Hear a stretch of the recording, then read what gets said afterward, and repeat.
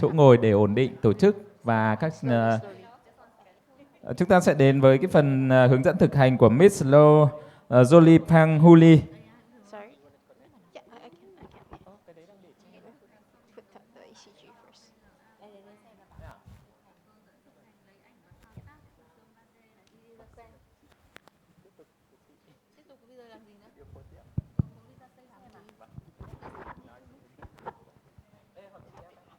Nhưng mà bây giờ cho lên màn hình đúng không?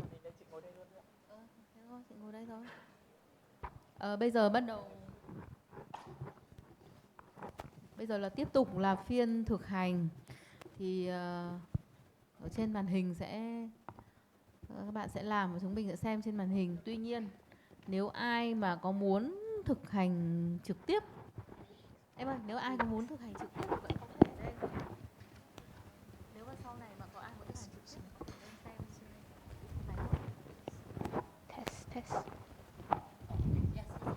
Test. Is it okay to start? Okay. Bây giờ là bắt đầu sang phiên thực hành. Thì chúng ta ngồi đây và chúng ta sẽ quan sát trên màn hình. Tuy nhiên là hết phiên các chị Dr. Lưu, cô Ly, technician nhỉ? Chị là technician. Miss Jolie Pang Hui Li sẽ hướng dẫn thực hành và chúng ta sẽ ngồi ở đây và xem trên màn hình. Tuy nhiên là nếu mà có bạn nào muốn xem trực tiếp cái máy siêu âm rất là hiện đại và muốn nhìn những cái nút đấy và muốn cô Lưu hướng dẫn trực tiếp mình thì mình cũng có thể lên để nhờ cô Lưu hướng dẫn. Thank you. Please, Good afternoon, Miss everyone. Jolie Pang Hui Li, technician, sonographer. Yes. Thank you. Please. Good afternoon, everyone. So the next part of today's session will be about how to acquire the images that is needed to use the functions and the AI that Philips actually has in the Epic CVX machine. So as Professor William and Professor Raymond has already mentioned that good 2D images are essential to getting the quantification that we need. So if we do not have any good 2D images, we will not get good 3D images, and we will also not get good strain. Yes. So it's very important that when we acquire these images, we need to optimize the images first before we do the post-processing. So post-processing can be done either on the Epic CVX machine or on, if you have the ultrasound viewer, you can also, ultrasound workspace, you can also do it over there. But the most important thing is to acquire the images first. So today we talked about a few things. We talked about LV strain, which is the global longitudinal strain. We talked about your LA strain. We talked about your RV strain. And we also briefly mentioned about 3D volume. So today we'll teach you how to get good images before we can do these. So it's very important that we first look for a good acoustic window. So let's say for this patient, he's very, very echogenic, which is very good, which is what we want. In the event that his images keeps moving, what we can do is actually to get him to breathe in and hold or to breathe out and hold. But for this case, I think it's okay. So we will start with the left ventricular strain. In our lab, what we encourage our sonographers to do is to acquire the LV images in succession. So either 4-chamber, 3-chamber, 2-chamber, or 3-chamber, 4-chamber, 2-chamber, whichever is your preferred method. But you need to ensure that the heart rate, the depth is all the same, as well as we try to optimize it as best as we can. To see a true cut, so we want to see the bullet shape, we want to see the LV apex, and we want to see the annulus. So it is recommended that when you acquire is to change the depth. Instead of having a depth of, like, let's say this is 19 cm, we want it a little bit more focused, where we'll increase the depth, and we only see maybe about 1/4 of the LA. Okay? So we also try to ensure that the frame rate is good, so as much as possible, 60 to 80, but if not, as long as the imaging is clear and you can see the nice endocardial border, that will be great. So I will just acquire some imaging now, and then we can proceed with the strain. Sorry.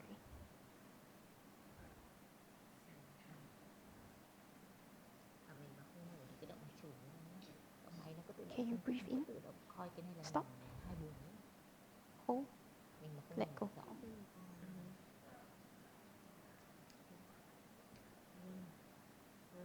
So usually when I acquire at least 2 beads. But if you want, you can also acquire 1 bead, or you can acquire even more beads, as many beads as you need. This is so that when you can select the image that is the best image for you.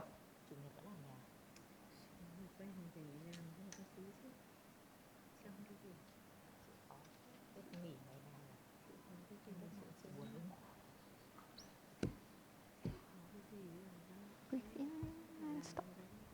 Breathe in, stop. Let go. In. Okay.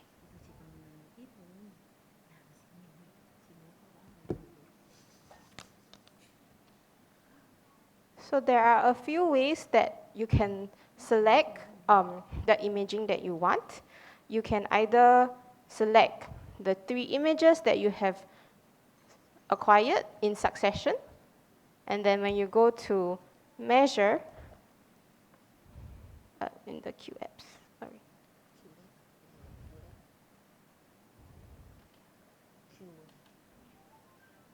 Yeah. So in the Q apps here, if you want, you can select the 3 images and then hit the auto LV function.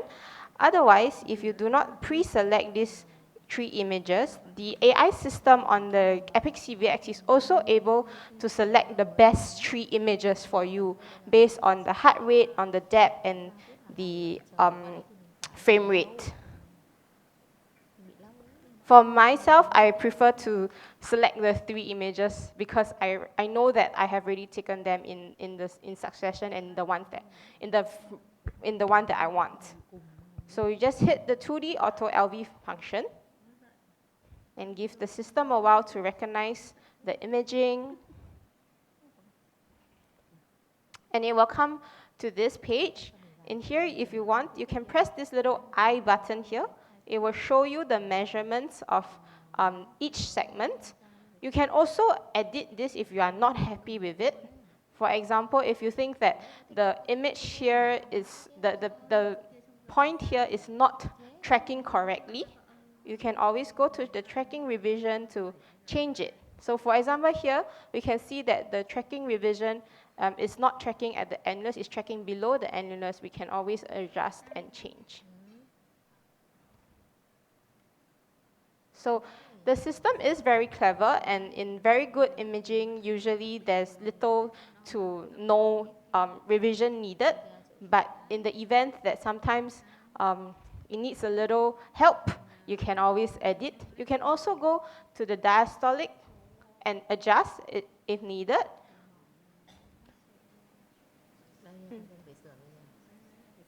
Oh, it's not showing? Oh, sorry. Do I exit? Okay. I think it is normal, so the zero electro is reduced. Yeah, so sometimes because it's not tracking properly, so you have to adjust the tracking. Yeah. But I think adjust is not. So for example, just now there was one point that it was actually tracking below into the LA. Oh. So when it's tracking in the LA, it's not tracking the LV. So you need to adjust the point up to where it's supposed to be tracking. Yeah. Can see now? Oh, yeah.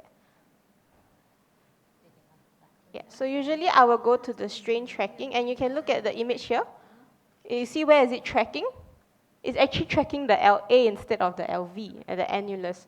So what we can do is to always adjust it up.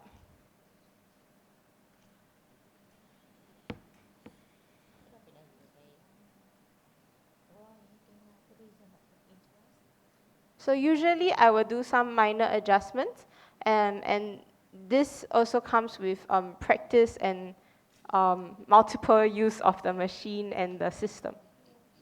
So we can see that now the GRS is much better.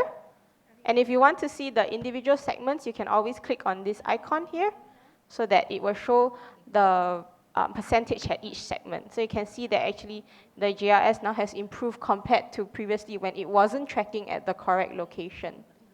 So you can always accept, if you're happy with this, you can accept the GRS. And in this module, it also allows you to do a EF tracking. So we can track and do a Simpson's biplane.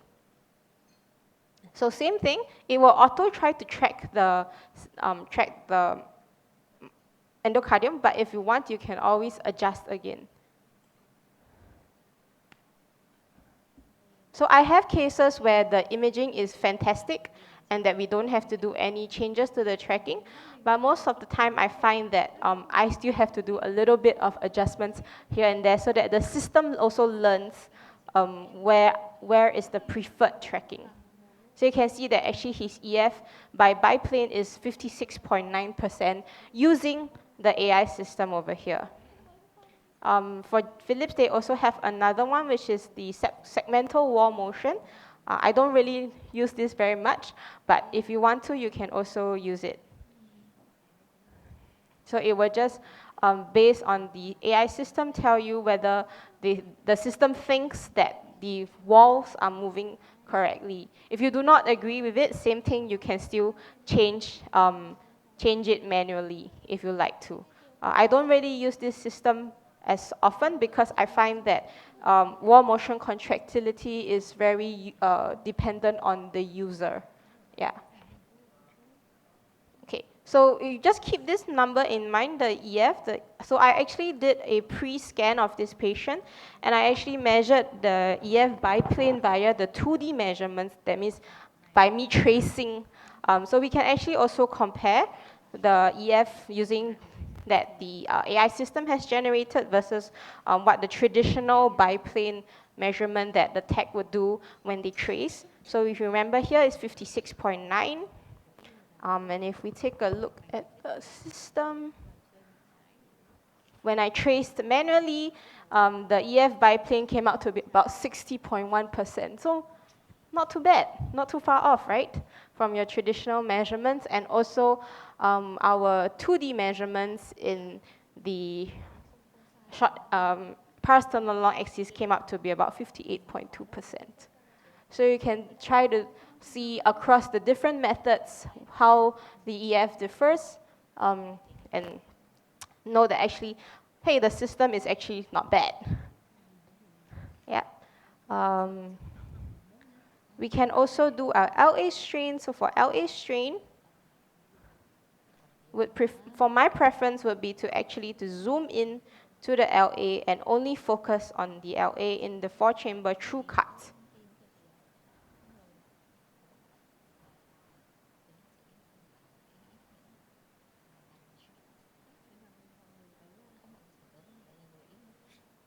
So we can ensure that we can see the annulus and the mitral valves moving.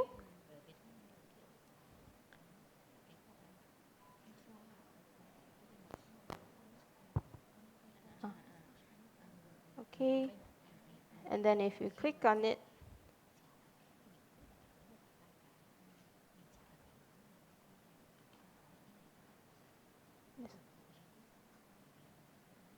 yeah. So for the LA strain, we only do it on the 4-chamber views. Yeah, four chamber. Yeah. So we can click on the auto LA function. And same thing, the AI system will try to recognize where is the annulus and the contractility of the LA. But also if you're unhappy with it, for example, if you find that the tracing is not right, you can still adjust it. So we can see that though we can use the AI system, the human eye is still very much needed to accurately trace the imaging. So this actually can help you if you're doing research, if you need to quickly just do a quick strain, and then we can see that his values here. The strain, his reservoir in end diastole is 37.2%, which is actually normal. Yeah, so it will also give you the graphs, and if you want, you can also use the pre-A if that's your preferred, but usually we use the end diastole. Okay.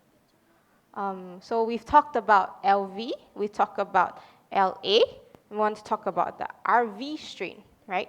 So for RV strain, it's very important that we do not just use a normal 4-chamber view. If we look at the 4-chamber view here, we cannot see the RV free wall as well. You can see that it's being cut off or it's not as clear. So what we like to do is actually to take a RV focus view. So when we just shift the probe a little bit more lateral and focus more on the RV. So we can see here, we can see the apex of the RV, we can see the free wall. This is the image that we want.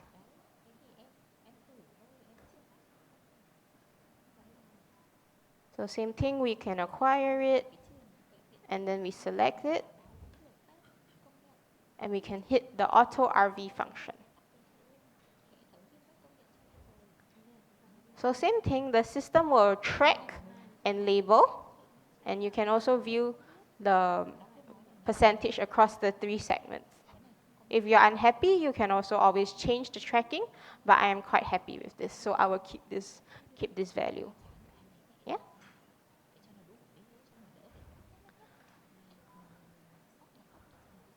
So it's quite simple for the LV, LA, and the RV, and Philips has made it very intuitively, where you just need to acquire the images and then you can post-process it either during the scan or after the scan, or if you have the ultrasound workspace, you can also do it after sending the patient off. So these are the main 3 that we have talked about mostly for today's talks, the LV strain, RV strain, and the LA strain. Now, if we want to talk, any questions here before I move on to the dynamic heart model? No? So it's quite easy. Just ensure that your imaging is in the true cut, your images are good, you can see the borders, the LV borders, the RV border, or the LA border, and just ensure that your imaging is good. So if you have a patient that, let's say, you're unable to get a true cut, for example, it's a foreshortened views like this, usually we try not to do the strain imaging because your strain imaging will be wrong, will not be accurate. Yeah. Okay, if everyone is cool with this, we can try something else. So in the Epic CVX system or in Philips system, they also have 3D volume. So we can also measure all these via 3D volumes, which research and papers have shown that actually it's more accurate because it accounts for the shape of the left ventricles and of the heart. So on the screen here, there is something called heart model ACQ or HMACQ. So same thing, a good 3D will only come when you have good 2D. So always have good 2D before you can get 3D. So let's say if I'm happy with this image, I can hit this button. And then we will see this model here where we have a live 3D image over here. And then the 4-chamber, 0 degrees, and the orthogonal, and the 90 degrees, sorry, of this 4-chamber view. So same thing. Ensure that the walls can be seen and the apex can be seen. Is it showing? Okay. Okay. Yeah, so just ensure that the image is good, the image is clear. If you require, get patient to breathe and hold or breathe out and hold. Also, if you like, you can also acquire multiple beats. Usually I will acquire 2 beats. Yeah, so everything is over here on the screen here. You can change. So if I'm happy, usually I will acquire this. Or if you're not, you can also select the update.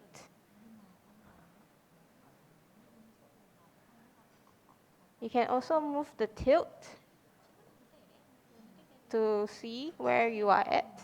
So usually I try to angle the tilt across the apex and across the mitral valve. And then we acquire this. Okay. So we do the left side first before we do the right side. So in the dynamic heart model, once you have acquired this, you can, they don't have the function here. Oh, there we go. Oh, okay. So we use this one. Okay. This one? If not, I have another one on top. I have this one. Yeah, okay. So in the Q apps, there's something called DHM, which is the dynamic heart model. We just need to press this button, and the system will start to form the 3D based on the imaging that you have given it. So this is very similar to when we do TEE, when we click for the 3D reconstruction. So it's important that you input the patient's height and weight so that it can help you calculate the BSA and then have the index. You okay? Okay. Okay. So here they will have a 3D reconstructive model. You can also select and view it if you want to. So we can see here how it's moving and the model. So it reconstructs for you here. Yeah.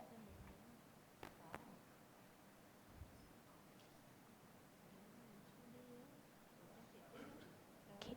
And if you want, you can also make some adjustments. So there is two types of adjustment. You have a global editing and a regional editing. Usually I use the regional editing. So once you're at this page, you will see this, the LV in your 4-chamber, 3-chamber, and 2-chamber. And this is in the end diastole phase. So it's very important that your ECG is good so that the system can also help to recognize where is the opening and closing of the aortic valve. So if you want to, you can also make some minor adjustments. But usually I find that for the LV, if your image is very good, there's not much adjustments that need to be made. So you can change it at the end diastole or the end systole. Yep. And also you can also edit your LA. I'm just going to adjust this a little bit.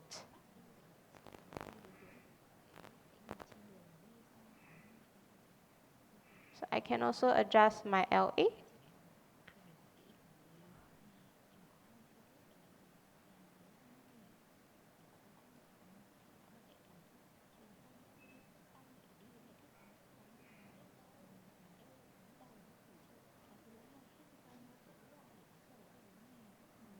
So if I'm happy with this, I accept it, and then it will do the reconstruction for me. It will tell me what is my EF here based on a 3D model. It'll tell me my LA based on the 3D model, and yeah. So these can actually help you quickly just get the imaging, and then you can do it offline. Then you can get your 3D models out. Yeah. So these are just some tricks and tips in getting your 3D volumes if you need. And it's recommended in the guidelines to actually do your 3D volumes. Just give it the whole saving. You can also do your RV. So same thing, we need a RV focus view. And then you hit the heart model. And I will align my lateral post to my RV, to my tricuspid valve. And I find it useful that because the way that the system tracks the movement to include the apex of your left ventricle. So sometimes you need to adjust a bit of the lateral size in order to see the the apex of the left ventricle here when you acquire the image. So if you have acquired the image, you just need to click your 3D Auto RV, and then it will help to reconstruct in 3D volume. And you can see that over here, the system is trying to do some recognition of where the left ventricle is and where the right ventricle is.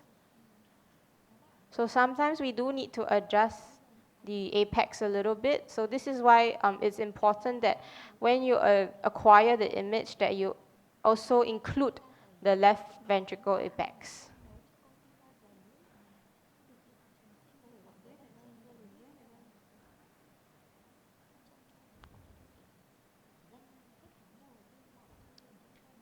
So once we get to this page, we can do an analysis. So this is the analysis for your right ventricle. It will give you your end-diastolic volume, index it if you have input his height and weight, and approximate EF. If there's anything you're unhappy with, like you can see that it's not tracking as well, you can always go to the 2D function, or you can always go back and adjust it again. You can also see, so this is based on 3D, and then you can also do your 2D analysis here. So instead of having to, take a 2D image and then put an M mode for your tab C, you can always do it here in the 3D. You might need to adjust a little bit, but you can adjust it and just tell the system where exactly to measure, and you can get your tab C here. So there's no need for one image. You can get multiple values such as your, your right ventricular, your measurements, rather than having to take multiple 2D imaging. Yep. So you can see, and it also gives you your free wall strain.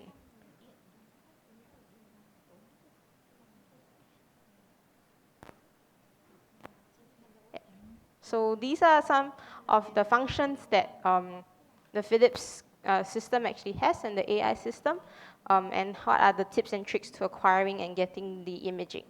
Do we have any questions for these?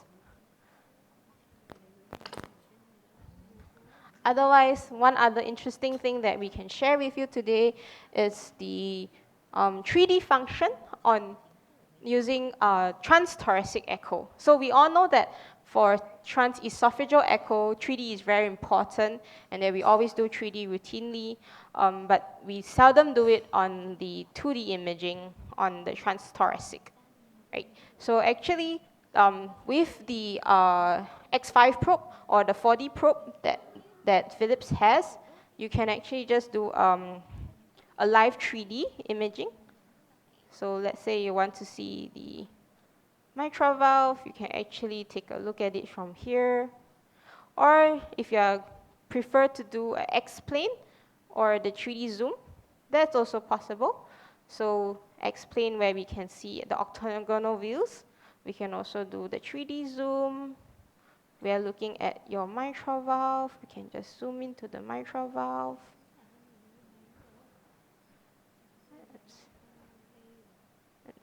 Where is it?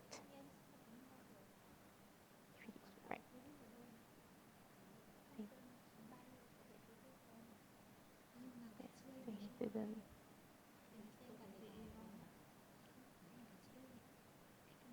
Okay. Yeah. So then you can see the 3D imaging also just from 2D transthoracic echo. Yeah. We can also do a rough surgeon view if we use the 4-chamber view.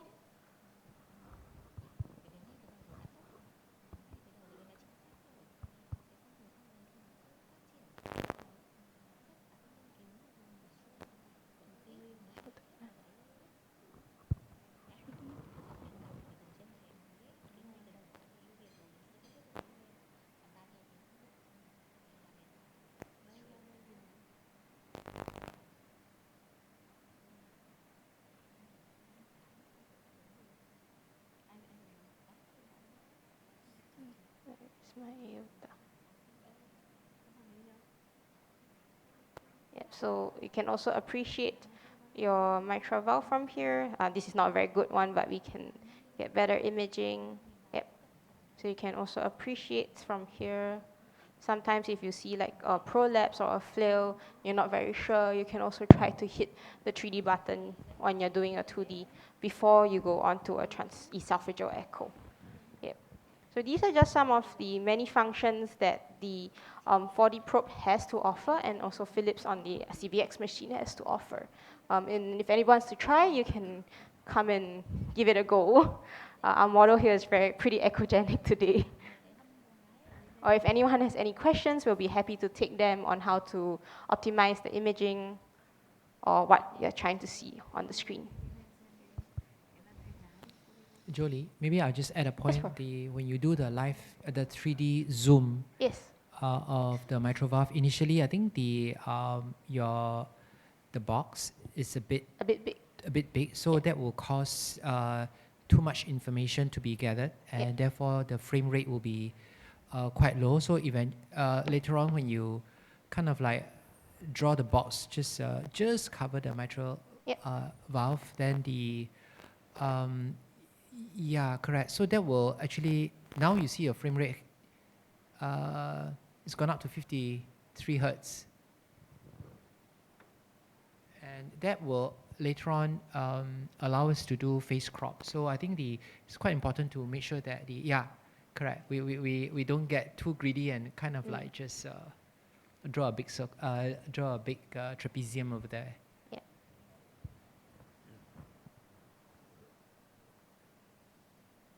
So you can also use your explain here if, let's say, you're trying to figure out which mitral valve scallop. You can also go and pen it like this through. And actually, on that note, are you okay to just go to the short axis inflow view of the tricuspid valve? Oh, sure. And that's it. Hold on.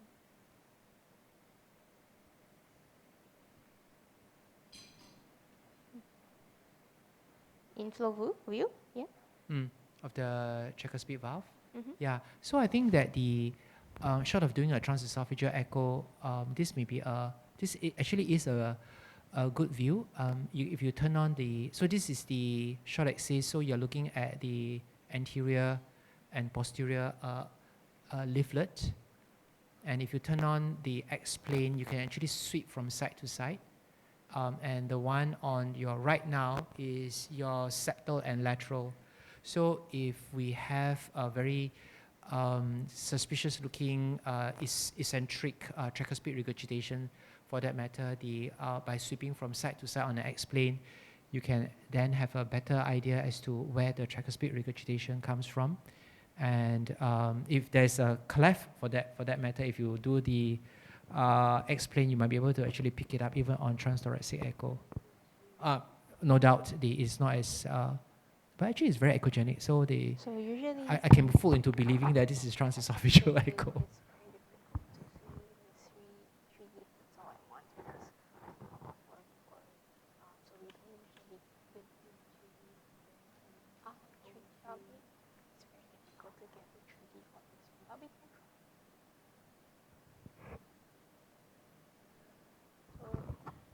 There's a request to try a 3D on the 3D, tricuspid valve.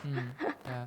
So the point I'm trying to drive home is that with a 3D or 4D probe, whatever you call it, even when we are not successful I cannot get the imaging first. Yeah, even when we are not successful at generating a very clear TEE quality of 3D images, but by just making the full use of X-plane, we can actually decipher with high level of confidence where the problem might be, especially the gap or the scallops of the mitral valve. You want the elevation with? It's a septal lifted, yeah. Yeah, so it's a maybe.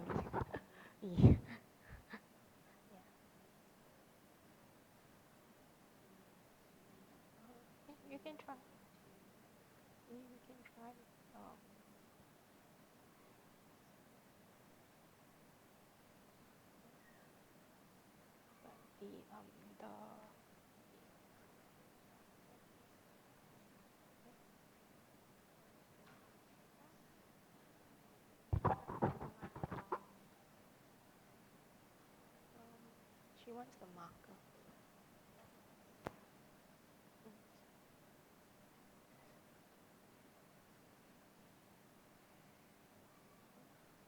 So there is the marker where you can also, yeah.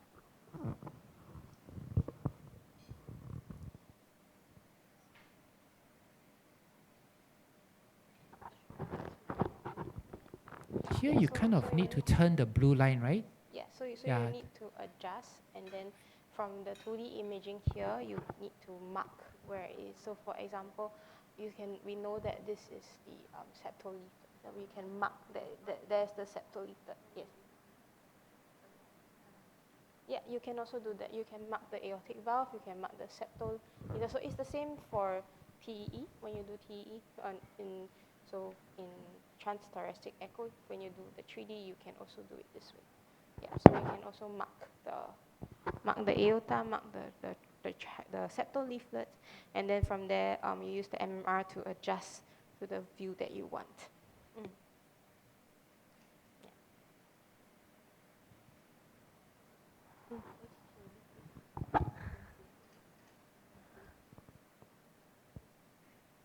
So I don't really do 3D much on transthoracic. Usually I do more on the TEE. Yes, correct.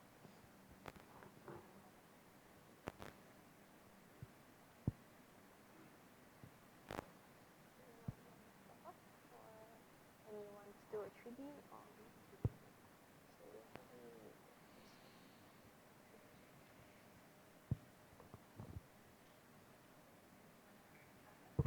you want to do?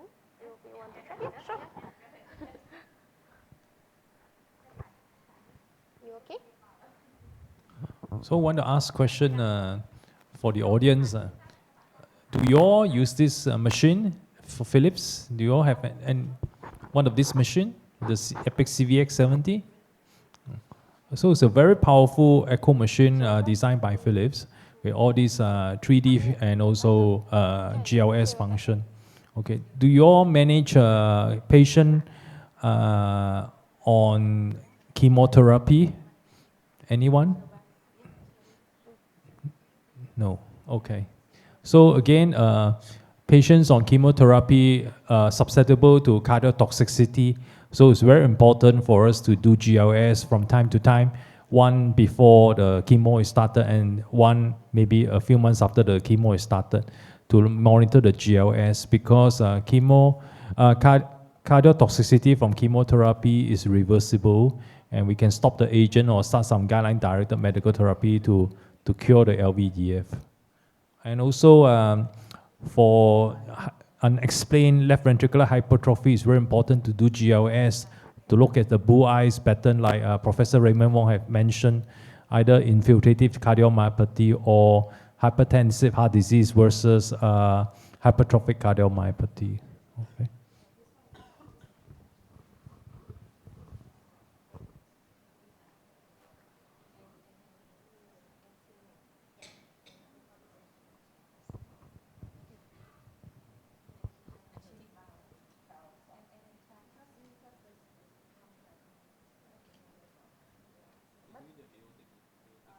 This is my truck. Yeah. You can just press. You get to have the short axis.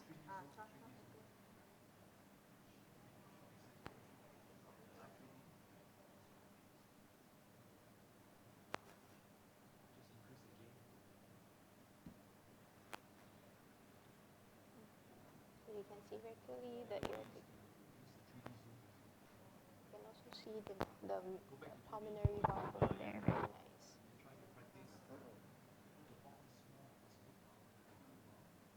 Just the aortic valve. So smaller, yeah.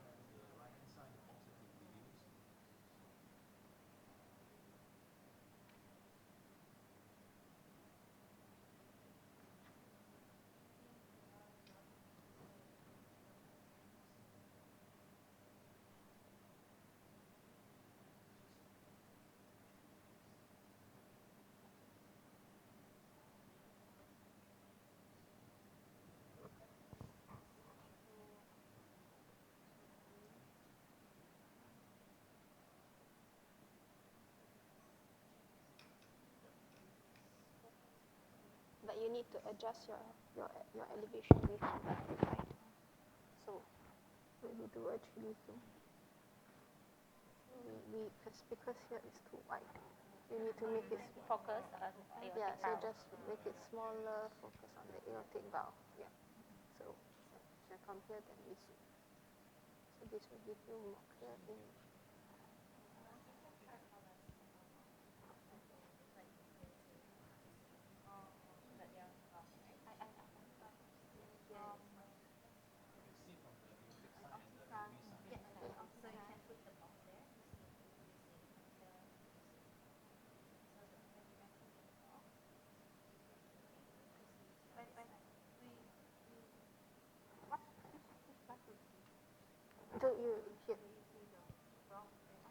So you hear the trackball. So you just turn the 3D image. You can always bring it big. So you can just rotate the trackball.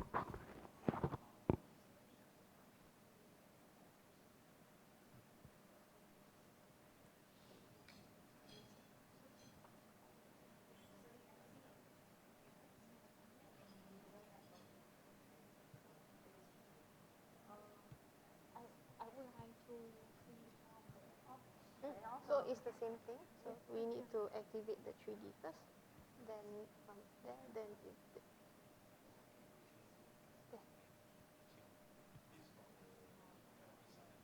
So then you just flip. Yeah. So this is from this side. Yeah. You're looking this. Yeah. So you just need to move the trackball. Yes. You get the.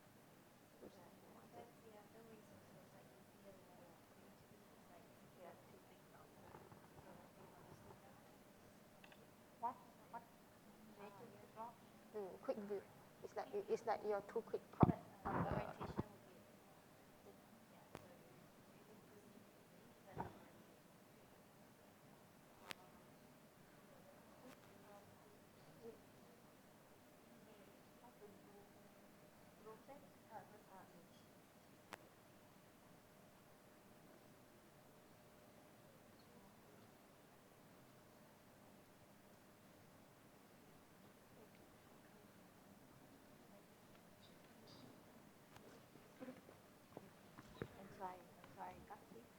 Oh yeah. Em là của ấy à? Em là của bên Philip à?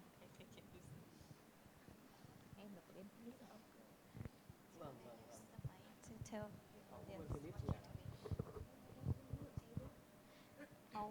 đau rồi chị à.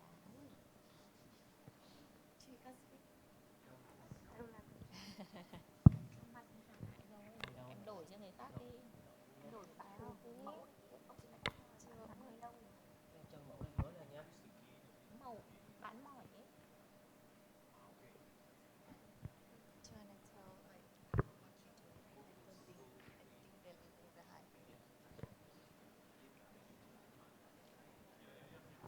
The rotation. This one. The other side. Some more.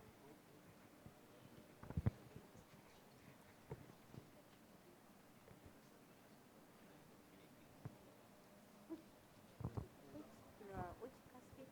Please point to me. I can't. Which orientation? Oh, which leaflet is it? Which is it? Which? You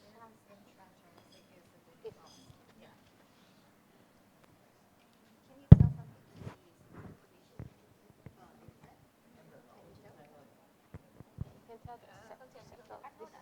Bạn ấy không tội nghiệp bạn. Put marker.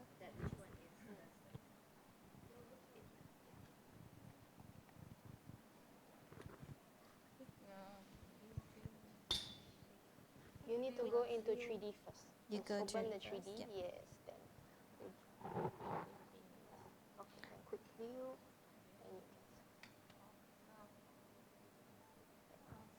And you Đây can. Then you just. Yeah. When you see it.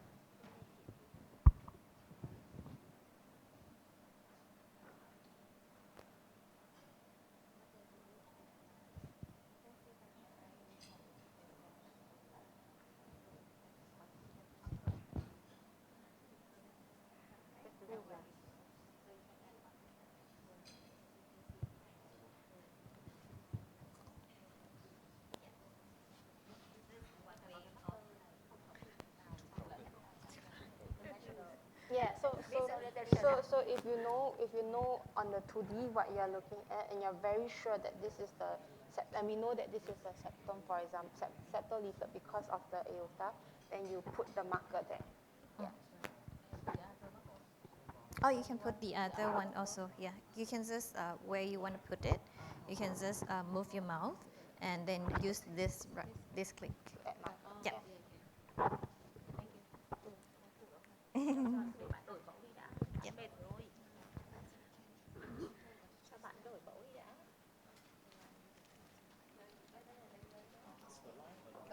Yeah, we have not like.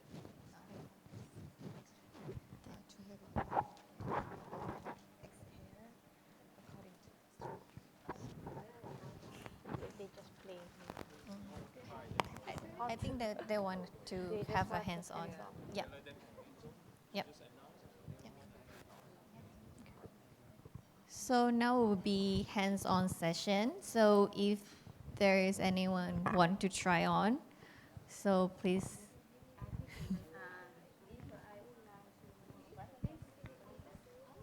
Yeah.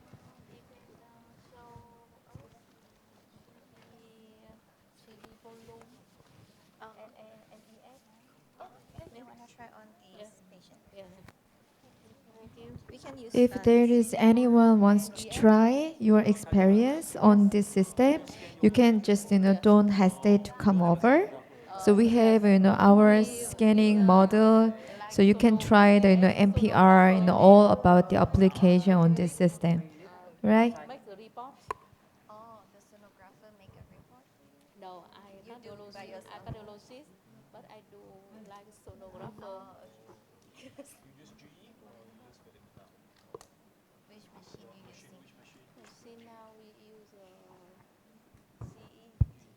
Ở trong hội trường hiện nay chúng em đang có chuẩn bị hệ thống máy siêu âm tim cao cấp của Philips là Epic CVXI và có các bản app hỗ trợ để hướng dẫn các cái thao tác thực hiện ở trên máy, nên nếu mà có quý vị bác sĩ nào mà muốn trải nghiệm hệ thống cao cấp của Philips thì xin mời các bác sĩ lên để mình có thể thực hành trực tiếp thao tác ở trên máy ạ. Xin trân trọng kính mời ạ.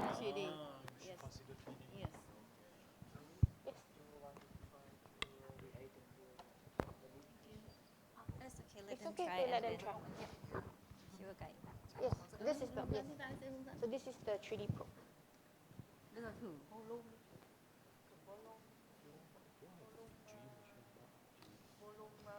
3D probe. Yep. Please introduce her.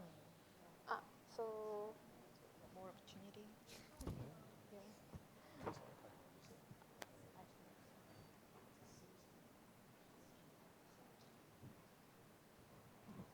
So it's the same thing. You must make sure that you have a nice LV. Oh, sorry.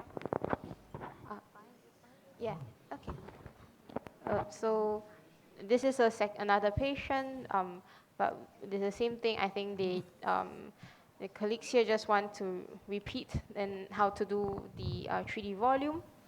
So you want for 3D full volume, right? So you ensure that you get the nice 4-chamber view, and then there's this button here, HMACQ. So this is this button. So when we press this one, so we will get this.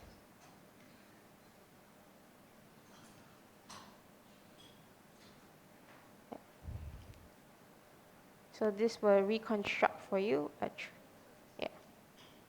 It's 4-chamber. So this will always be your 4th chamber.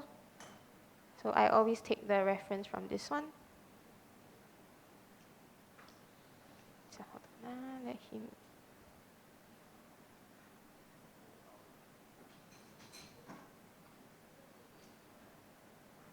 Can you breathe in? Out? Okay, stop.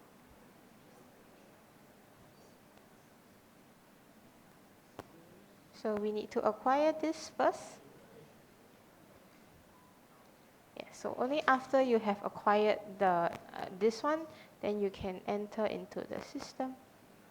And then you see this one, DHM, dynamic HUD model. Let me click. Dynamic HUD model. So this will do the 3D reconstruction using 3D volume.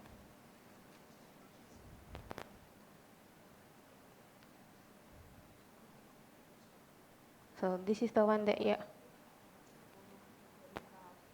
Here. So it's on the side here. Yeah, so EF57. Yes. So this is by 3D volume. Yeah. RV. Different application. So you must get the RV focus view. Same thing, you press the HMACQ.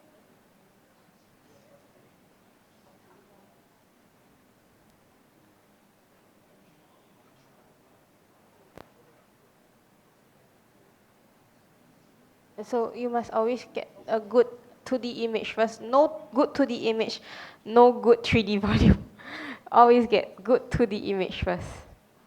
So I always ensure that my 2D is okay before I acquire.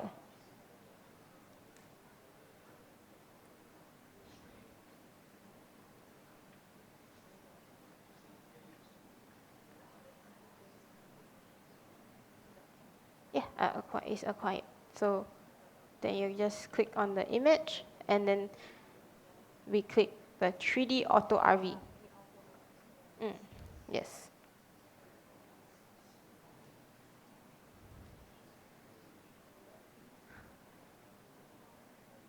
Yeah, so it will track. Yeah. Yeah, 59. Yeah, right ventricle. Yeah, you can also adjust.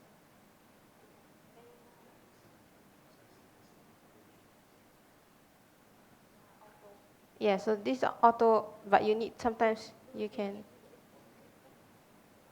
It's okay. It's okay. Yeah, it's okay. Yeah, by 3D. Yeah, right heart. Yeah, right ventricle. Yeah, you can always adjust if you're not happy. You can you can see the free wall strain. You can see the TAPSI.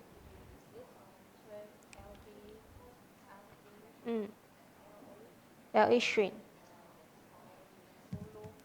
Yes. Focus valve. Yeah. Yeah. Yeah. So.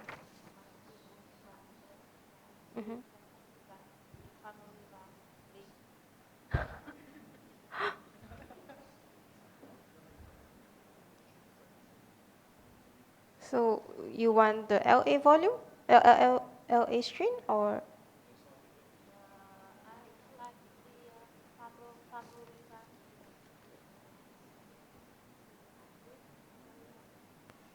So usually in the short axis, you can hit your 3D. You can see here.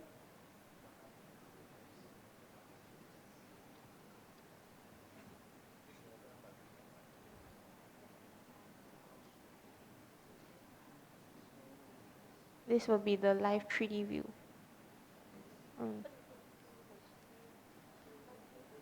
No. Very difficult. Difficult. You can try. Difficult. Yeah, even on TE is difficult. Because of the anatomy and the direction of the view of where you are looking at the valve. So it's difficult. Sometimes we cannot ask for the impossible. Yeah, sure, I can 3D zoom for you if you want. Yeah, you can see a 3D image. Yeah, then maybe you can see a little bit like 1, 2, and 3.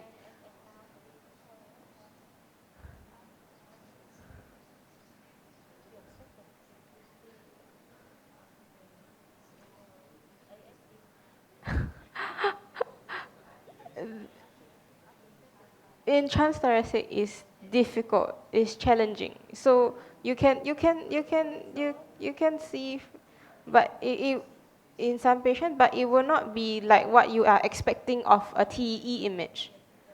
Yeah, you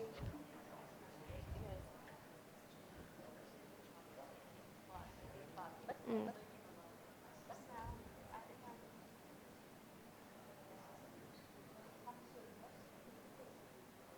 So if you really want, we can try. Yeah, but you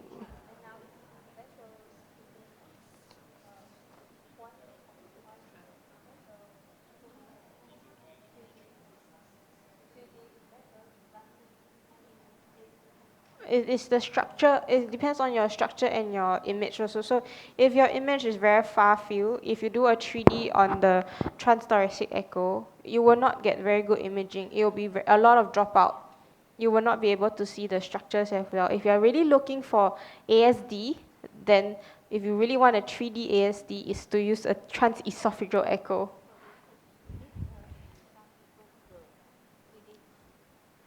That's if you are planning for a ASD closure. If you're planning for a closure, if you're not planning for a closure, if you can see on color Doppler, then there's no need for the. If you plan to for closure.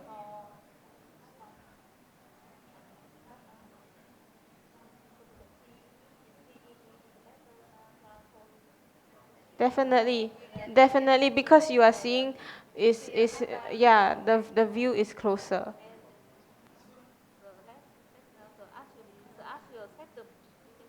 You can try. We can try, but I cannot guarantee a very nice image.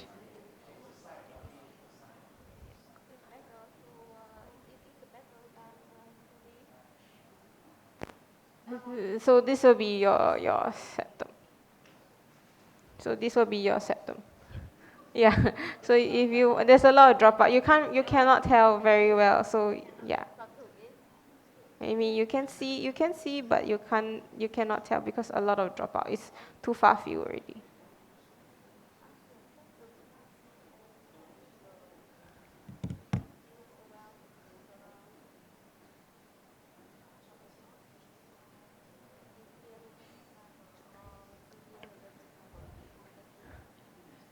You need a TE. You need a TE because those are yeah, that is a yeah. You need a TE if you want to see your SVC, your IVC.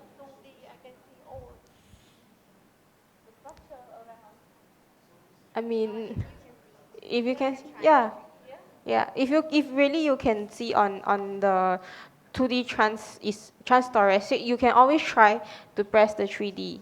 But the imaging quality of the 3D might not be as good as what you get on a TE because of how the structure is on the plane that you are looking at and how far field or near field you are to the structure.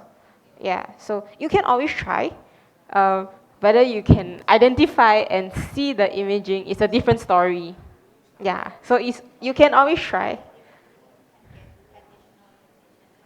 Yeah. Mm. You can try. Yeah, yeah, please go ahead.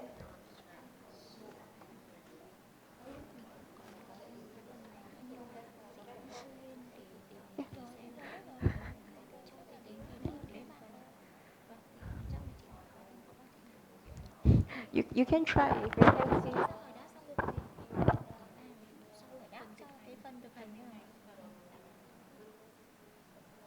Yeah, National University of Singapore. Yes, National Heart Center Singapore. National University Heart Center. Yes, two different. We have two heart centers in Singapore.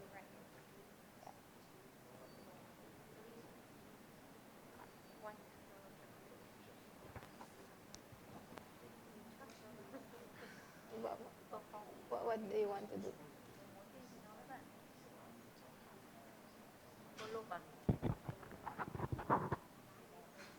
GLS? You must always, if you want your GLS, you must make sure that you can see the nice chamber, and you must acquire 4 chamber, 3 chamber, and 2 chamber. Yeah. So, and always try to increase your depth, increasing your change of focus, increasing your.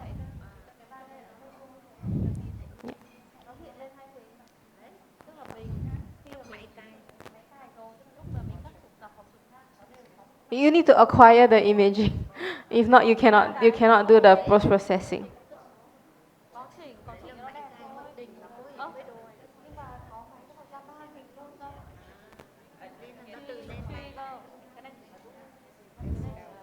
You want a GLS, you must have moving images. You need your image need to be moving. You need to save the image. Yeah.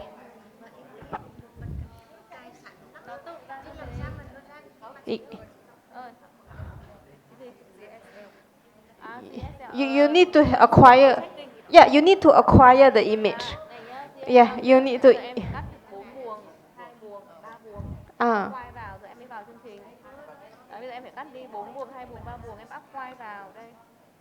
This is freeze. Acquire this one.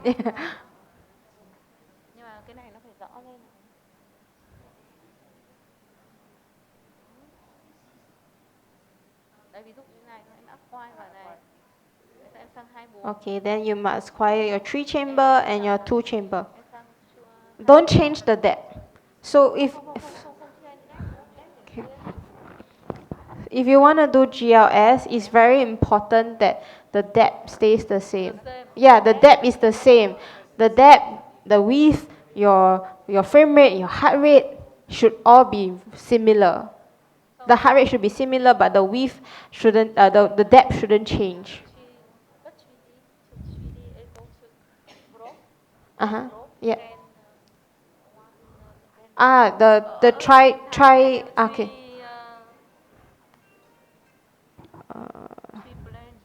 I know what you're trying, I know what you're trying,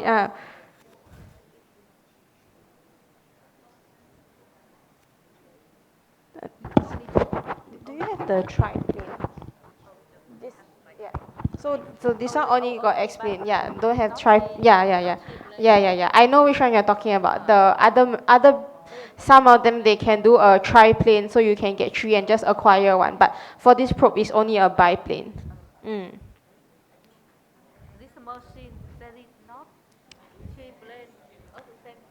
No, not for this probe. Yeah. Not for this probe. This probe doesn't have the triplane. Yeah, this one only yeah. So if your machine and your probe allows you to do a triplane, then yes, you can just acquire the triplane, which gives you the 3 planes, and then you straight away do a GLS on it. But not for this one. Yeah, unfortunately. We do have something similar. So we have a quick rotate because it's 3D. So if you can use like 4-chamber view, you can just jump to 2-chamber. But it's a bit, the trick is you need to put LV in the center. Move it to the center.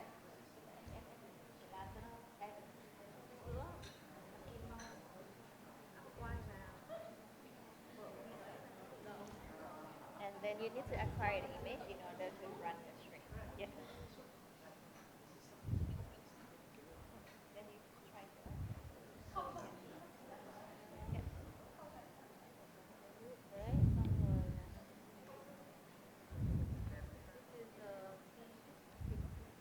Epic CVX.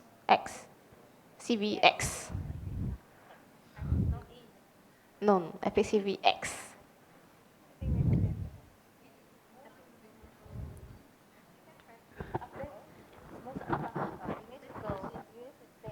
Yes. This is the most high level for the premium. Yes, premium. Yes.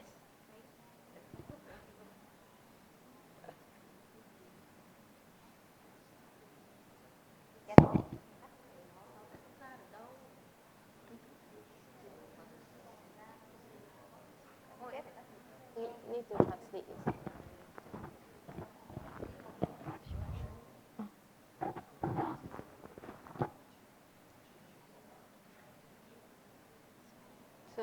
need to make this is you need to make, yeah.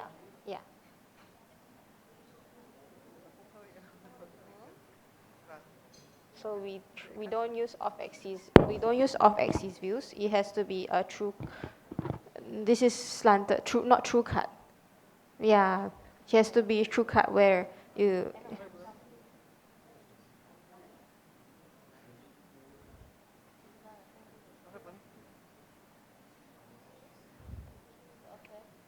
This is slanted, not acceptable.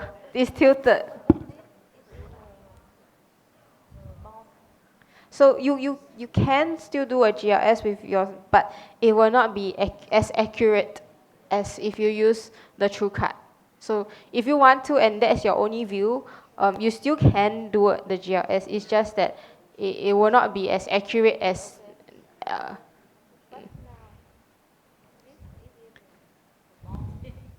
Yeah, so you can try to see if he can breathe in or if he breathe out, whether it will help with the imaging.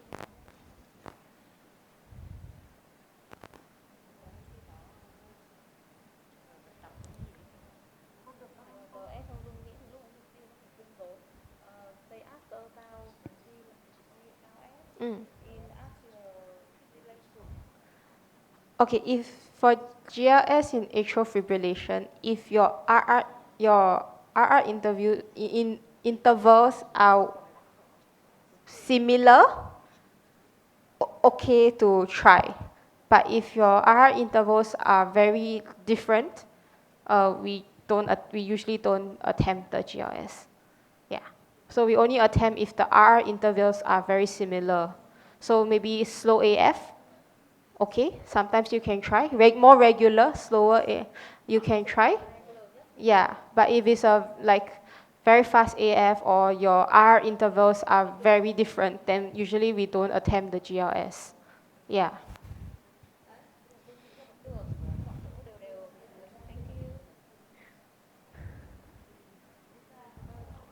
Any other questions or anybody want to try?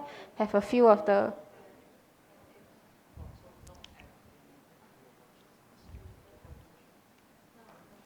You have question?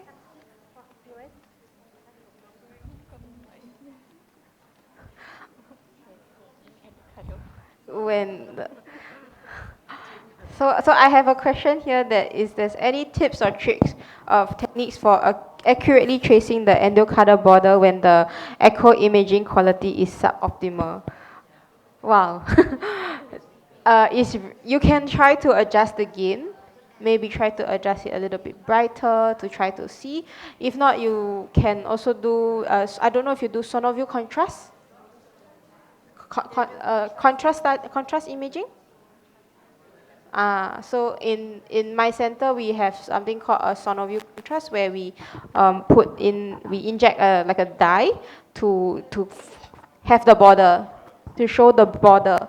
Then from there, you can also use to trace the endocardial border. If it's really very suboptimal, usually we will try not to, yeah. Or if you can try off-axis cut, but your measurements will not be accurate. Yeah. Yeah.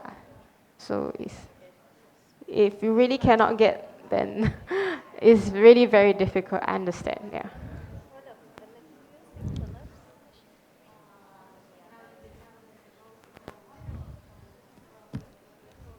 Philips machine. Yeah. In your center, do you use? Ah. Affinity. The old machine, older machine.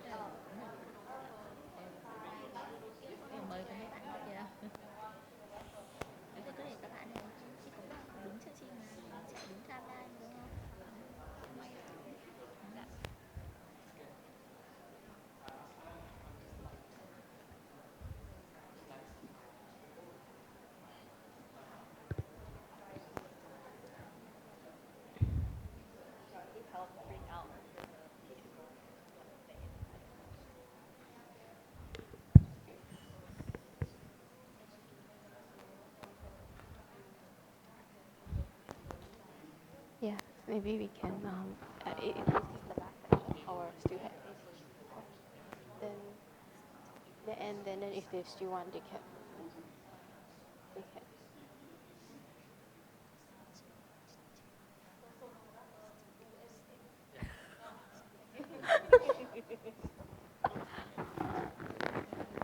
Yeah.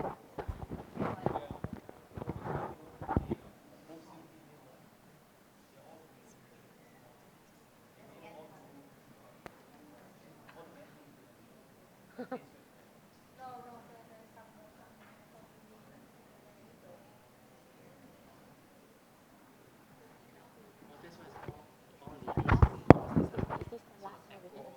Then maybe if you're okay, I mean, then if they want, then they can. Maybe then after that they can. If not, I think they poor thing just sit down there do nothing.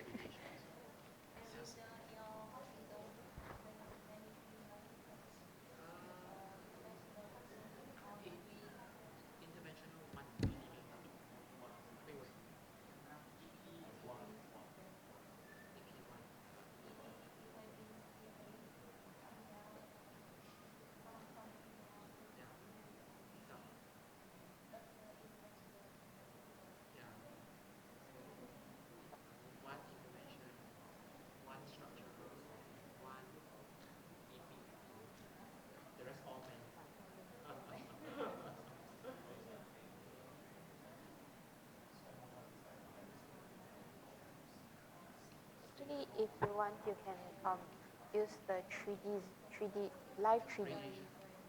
Yeah, so this button is a live 3D button. So whatever 2D imaging you are seeing now, it will impose a 3D image on it. Yeah, so so this is a live 3D. So yeah. So you can see like this is your valve. Yeah. So if you need like a quick 3D view on it, you can just press the live 3D. Yeah.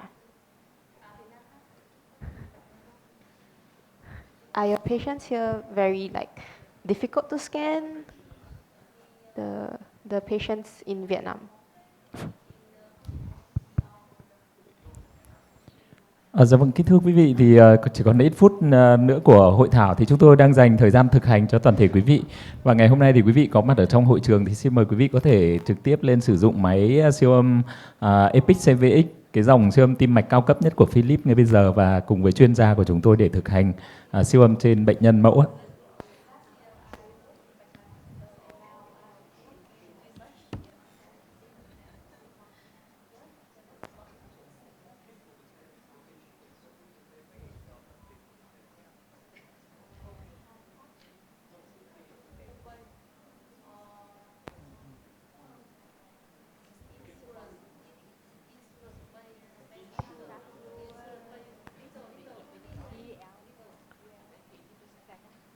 If you want to do GLS, you need to acquire the moving imaging. So yeah, so it has to be a moving imaging image. So you got to. This is a freeze button. This is to freeze the image. Yeah. So you need a 4-chamber, 3-chamber, and a 2-chamber.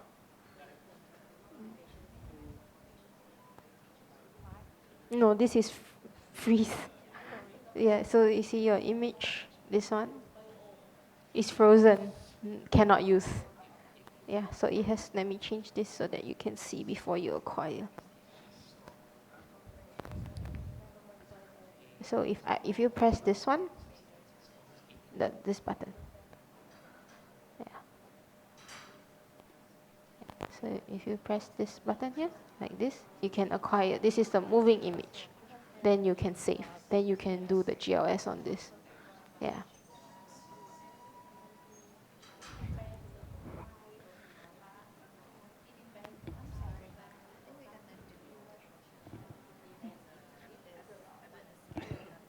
Yeah.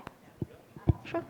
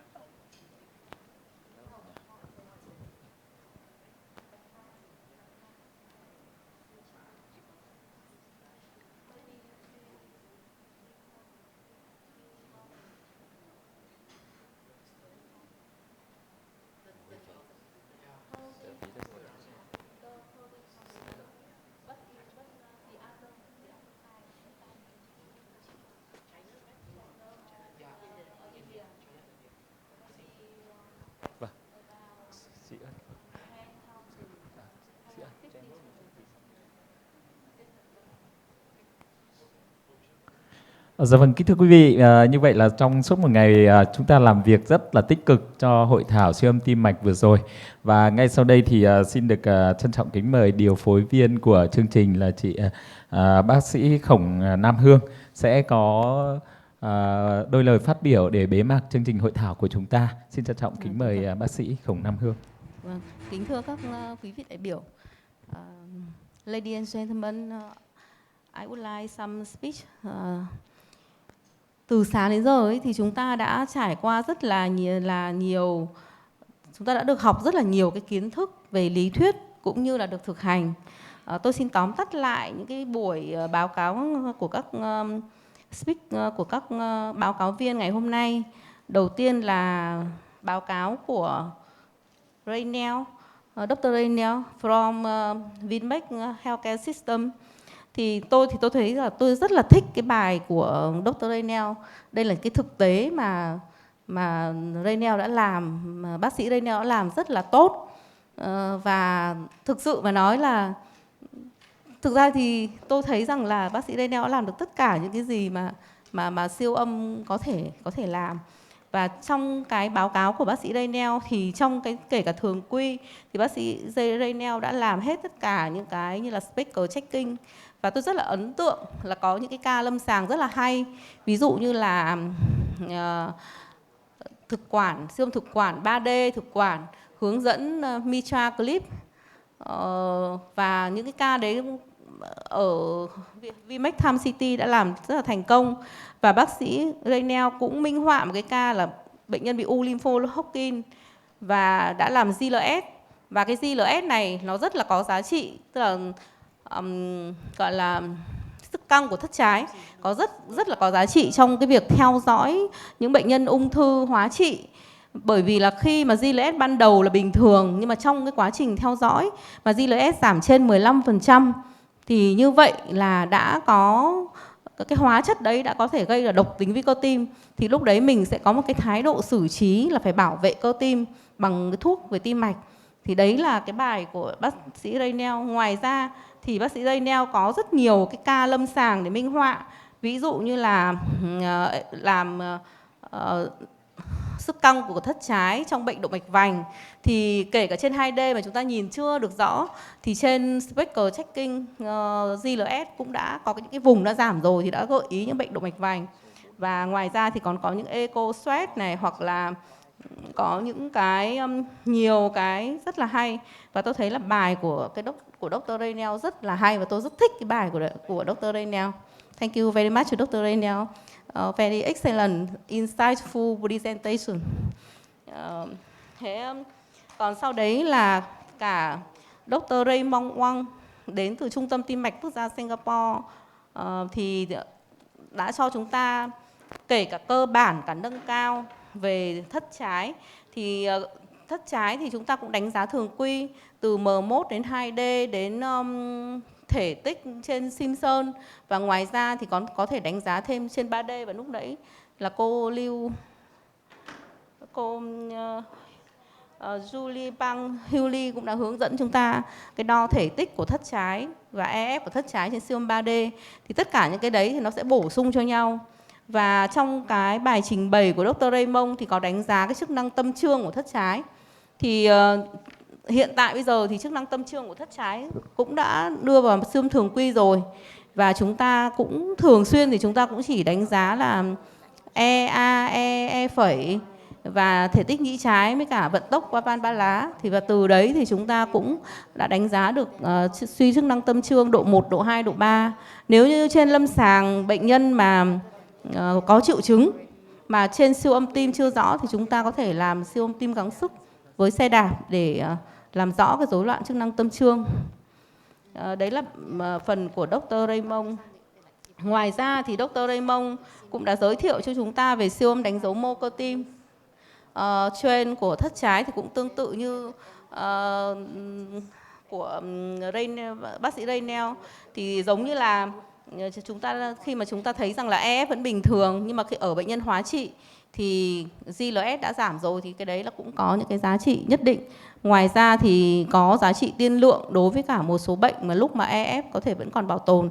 Chứ còn khi mà EF đã giảm rồi thì GLS thì đương nhiên đã sẽ giảm. Ngoài ra thì cũng có vai trò của siêu âm tim 3D, giống như ở hãng Philips thì đã giới thiệu rất là nhiều cái tính năng của siêu âm tim mới.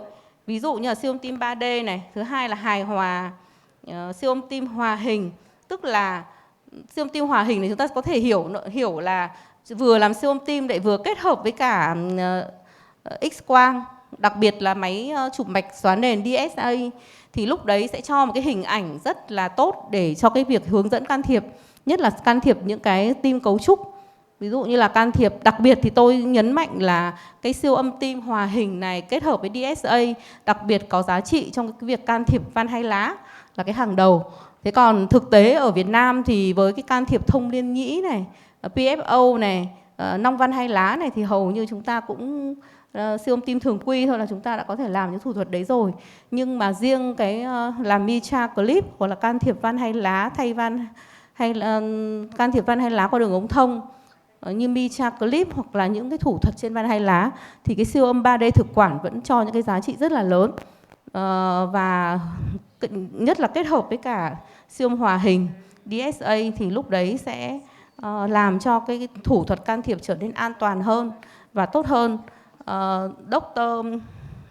Công William Công thì cũng đã trình bày những cái ưu điểm, những cái cấu trúc giải phẫu của van tim, từ tất cả các van hai lá, van ba lá, van động mạch chủ, van động mạch phổi về mặt giải phẫu. Và từ cái mặt giải phẫu đấy thì chúng ta sẽ đã nhìn được trên 3D rất là tốt. Và cùng với cả siêu âm 3D qua thực quản thì sẽ hướng dẫn cái can thiệp và đặc biệt là can thiệp van hai lá qua đường ống thông. Và sau đó thì hãng Philips cũng đã có rất nhiều bài giới thiệu chuyên sâu về siêu âm đánh dấu mô cơ tim, về siêu âm 3D. Và vừa rồi là chúng ta được thực hành thì là cô Jolie Pang Hui Li đã hướng dẫn chúng ta làm siêu âm đánh dấu mô cơ tim cả thất trái, nhĩ trái, thất phải và lấy hình ảnh 3D trên thành ngực và cũng quan sát các van tim trên thành ngực. Tất nhiên là về van tim thì ví dụ như van hai lá thì siêu âm qua thực quản 3D sẽ có cho chúng ta những cái nhìn chi tiết hơn.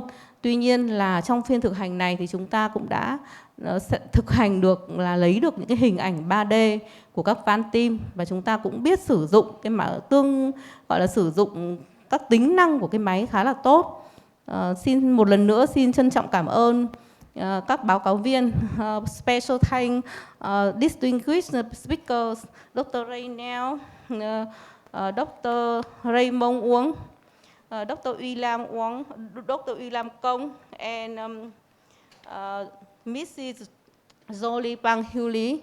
Và đặc biệt là cảm ơn công ty Philips và các đơn vị phối hợp là Hội Điện quang và Y học hạt nhân, công ty Comet, công ty Hamaco đã tổ chức cái buổi hội thảo rất là có rất là nhiều kiến thức về lý thuyết cũng như thực hành.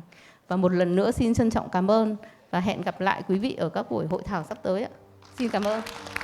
Dạ vâng ạ, xin cảm ơn bác sĩ Khổng Nam Hương và bác sĩ Đỗ Phương Anh rất là nhiều đã làm điều phối viên cho chương trình ngày hôm nay. Và xin gửi lời cảm ơn tới các chuyên gia cũng như là các báo cáo viên trong buổi hội thảo ngày hôm nay rất là nhiều.